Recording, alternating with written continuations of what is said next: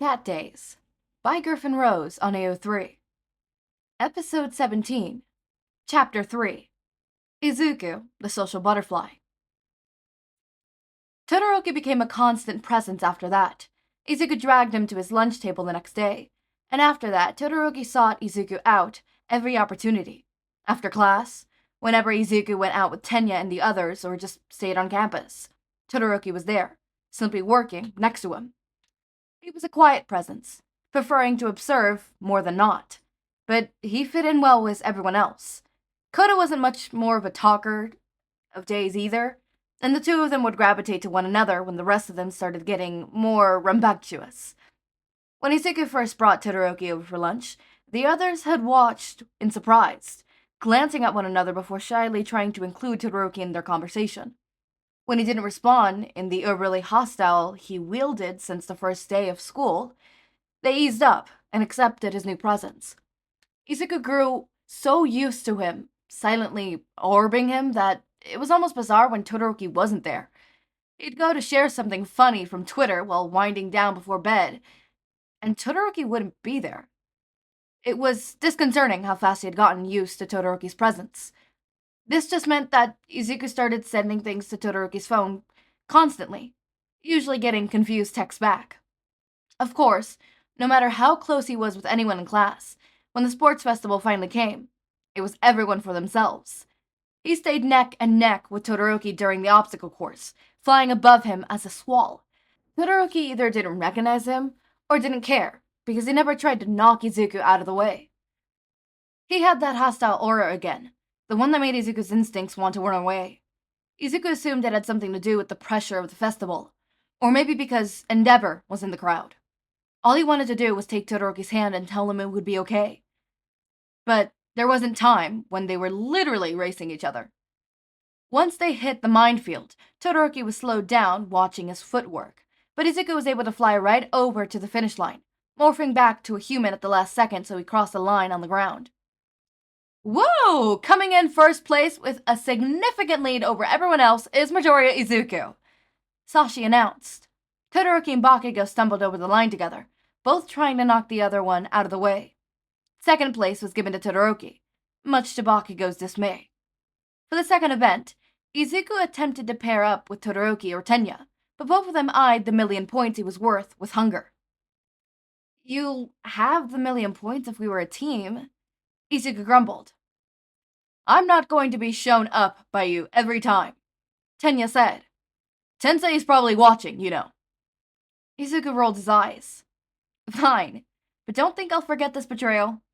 He threw a hand over his forehead and dramatically walked away to find someone else to partner with. Todoroki whispered to Ida, "Is he actually upset?" "No, he's being dramatic. We can make him regret it during the battle." Izuku ended up with Koda, Uraraka, and a girl from the sports department. He had been trying to wave Tsuyu over when Hatsumi Mei popped up in his face and announced that they would be a team. He hadn't really known how to say no. The team would work, in any case. They could play defense the whole time and literally still win. And with Mei's support items and Uraraka's quirk, they could boost themselves above the whole battle and avoid fighting.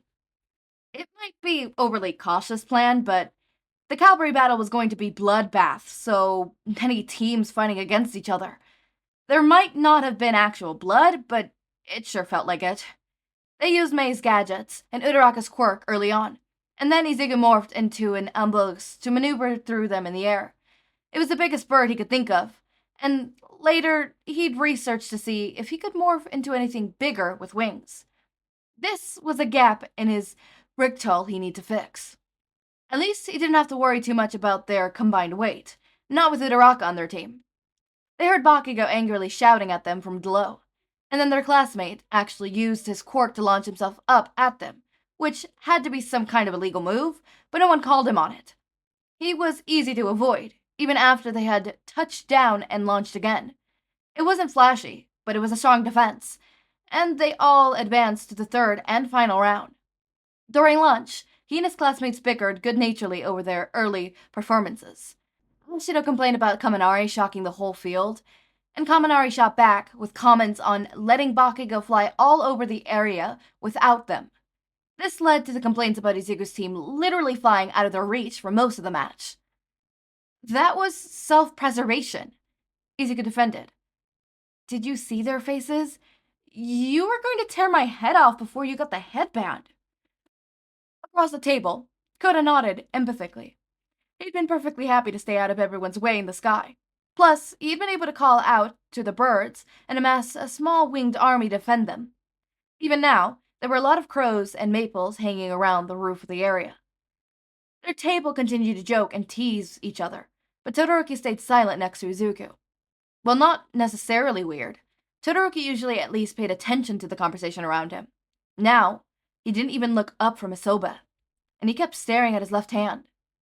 Izuku quietly nudged him. Hey, is everything okay? Todoroki hummed and flexed his left hand, but didn't actually answer. Todoroki. He nudged him again. I'm gonna take a walk before the next round. Todoroki said, standing, and taking his half-eating tray with him. Oh, okay, Izuku said, spirits sinking as Todoroki walked away. Todoroki had no obligation to confide in him, but Izuku had thought they'd grown close enough that he would. It hurt to think that he didn't have Todoroki's full confidence, even though there was no reason for him to think he did in the first place. He pushed his own stir-fry around the plate for a bit, finally looking up and meeting Tenya's calculated gaze. Tenya glanced at the door Todoroki walked out of. You've gotten quite close with Todoroki recently. Yeah. Tenya nodded to himself, holding back a grin. It's just interesting, is all. Izuku tilted his head. What did that mean? Never mind for now, Tenya said. I'll let you figure it out yourself. Figure what out? Izuku demanded. Ribbit. This is gonna take a while, isn't it? Sue asked Tenya. Tenya nodded. I'm afraid so. What are you talking about? Izuku asked. So what if he got in closer with Todoroki? That tended to happen when two people spent a lot of time together.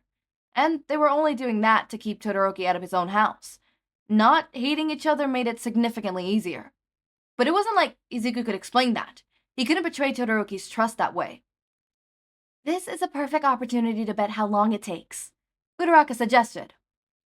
How long what takes? Izuku whined. Will someone tell me what's going on? That would ruin the outcome of the game, Tenya said. I'm against gambling in general, but I see no harm in trying to guess how this develops. It's like an analyst game. Uraraka patted his shoulder. Whatever makes you feel better. You know what? Go ahead. Make all your bets you want, Izuku said, standing up and gathering his tray. He was just about to finish anyways, and more worried about Todoroki. If his friends were just going to talk cryptically around him, he'll just leave. I'm gonna go find Todoroki. Yeah, you go find Todoroki. Uraraka grinned. He stared at her, trying one more time to figure out what the hell they were talking about, before giving up. At least Todoroki was straightforward when he talked. None of this vague stuff. As long as he talked. So, I accidentally, lost track of time. And I recorded, like, a really, really long video. I'm gonna break it up into threes. But I'm gonna be honest with you. I don't think I could commentate, considering the fact that I know what's gonna happen. So, I'm just gonna not comment. As always, my raindrops, make sure to eat. Since I'm not commenting, you guys go ahead and comment in the comments.